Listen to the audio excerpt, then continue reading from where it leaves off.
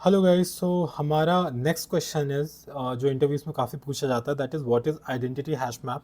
इस पे बेसिकली इसके बारे में पूछ लिया जाएगा और या फिर इस पे कोई आउटपुट बेस्ड क्वेश्चन पूछ लिया जाता है।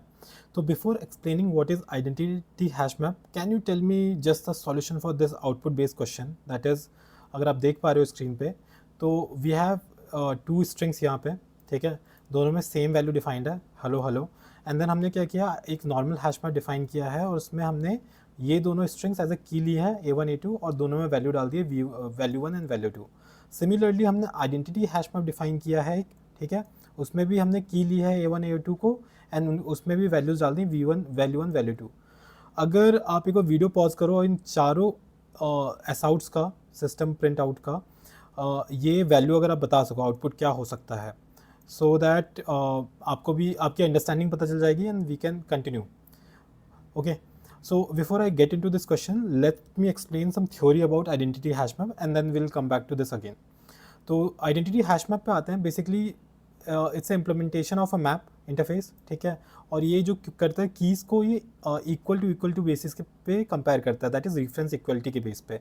वैरेज जो हमारा हैश मैप होता है, नॉर्मल हैश मैप, अगर आपको यहाँ पे हायरार्किकल मैप में दिख रहा होगा, ये हमारा कीज़ का कंपैरिजन डॉट इक्वल से करता है, whereas identity hash map double equals के थ्रू करता है, ठीक है। रेफरेंस इज़ लाइक वो मेमोरी के बेसिस पे करता है। मैं भी आपको और अच्छे से समझाऊंगा ये। ऑल्सो और डिफरेंस अगर आप देखोगे तो हैशिंग का इम्प्लीमेंटेशन हैश मैप के केस में डॉट हैश कोड के थ्रू होता है, बट आइडेंटिटी हैश मैप के केस में सिस्टम डॉट आइडेंटिटी हैश के कोड के थ्रू होता है। और ऑल्सो इनके कॉमन यूज़ के बारे में है एंड नल कीज़ दोनों में एक एक नल की अलाउ होती है, ठीक है। आप एक बार ये भी देख लो, इसका जो हायरार्किकल मैप है, इनका मैप इम्प्लीमेंटेशन का, तो जो आइडेंटिटी हैश मैप है वो मैप इंटरफेस को इम्प्लीमेंट करता है, ऑल्सो एब्स्ट्रैक्ट मैप क्लास को एक्सटेंड भी करता है, अगर आपको ये दिख रहा हो, ठीक है। इन दोनों का कॉम्बिनेशन है। So let's go to code once. हम अपना फिर से कोड देखते हैं और आउटपुट गेस करते हैं वहाँ पे एंड आउटपुट चेक करते हैं साथ में।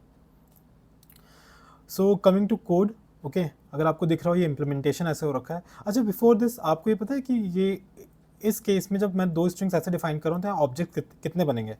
दो this is a different question itself, but ये चीज़ यहाँ पे पता होना ज़रूरी है कि ये हमारे हीप मेमोरी में कैसे इम्प्लीमेंट होता है। अगर आपको नहीं पता, मैं शॉर्ट में एक बार बता ही देता हूँ इसके बारे में। तो let me tell you about this. Okay, if you can see my screen, तो यहाँ पे अगर आपको दिखेगा हमारे दो स्ट्रिंग डिफाइंड हैं, A1 equals to new string hello and A2 similarly new string hello. तो हमारा मेमोरी एलोकेशन ऐसे कुछ होता है कि हमारा हीप मेमोरी होता है, वो उसमें एक स्टैक मेंटेन करते हैं हम, और साथ में SCP होता है जो हमारे स्ट्रिंग पूल को मेंटेन करता है। तो मैंने क्वेश्चन आपसे पूछा था कि इस केस में कितने ऑब्जेक्ट क्रिएट होंगे। तो अगर आप यहाँ पे स्क्रीन पे देखोगे, इस केस में हमारे 3 ऑब्जेक्ट क्रिएट होते हैं।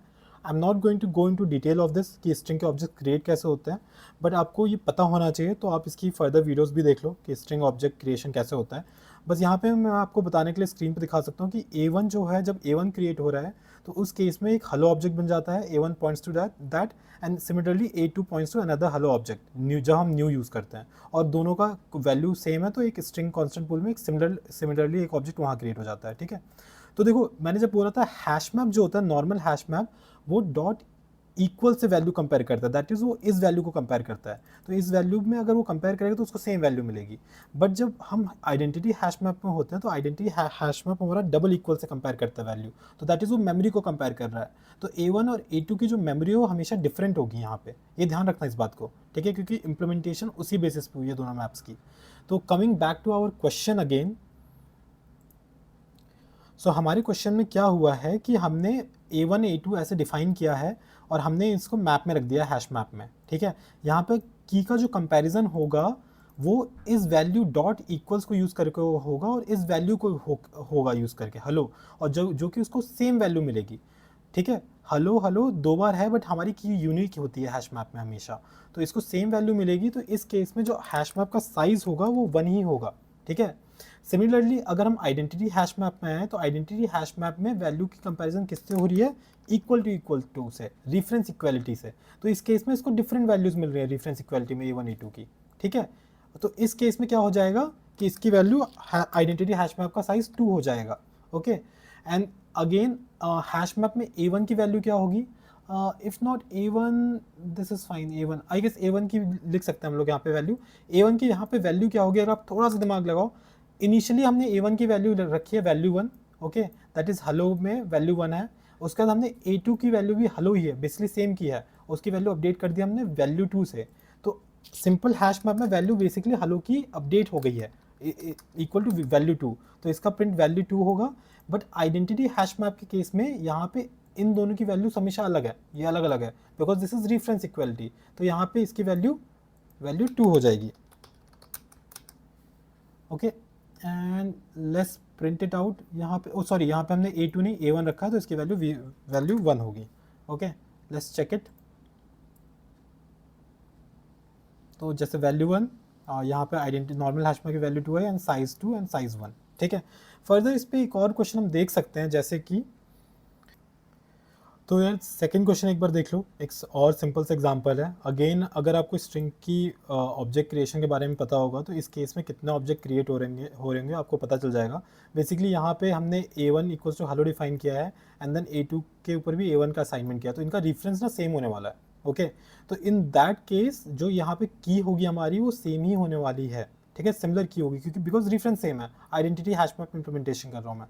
तो इस केस में जो साइज होगा आइडेंटिटी हैश मैप का, that will be output will be 1 in that case, and जो वैल्यू होगी A1 की that will be value 1, oh sorry value 2 उस केस में होगी। so let's check it out यहाँ पे।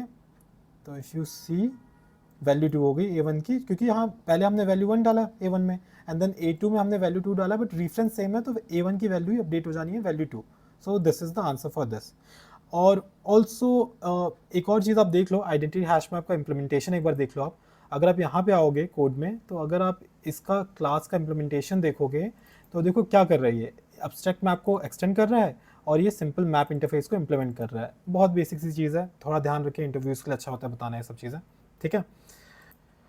Coming back to our theory, तो हमने थ्योरी तो कवर कर लिया जो बेसिक इंटरव्यू के लिए है। आपको एक चीज़ और हिंट दे सकता हूँ मैं, जो मैप इंटरफेस में क्वेश्चंस पूछे जाते हैं वो generally identity hash map, linked hash map, tree map and concurrent hash map, in 4 maps पे काफ़ी पूछा जाता है, और एक हमारा नॉर्मल हैश मैप, ये 5 मैप्स पे ज़्यादा ही पूछा जाता है कि की कैसे होती है, की नल हो सकती है या नहीं हो सकती, ऑर्डरिंग कैसे होती है ट्री मैप के केस में, लिंक्ड हैश मैप के केस में।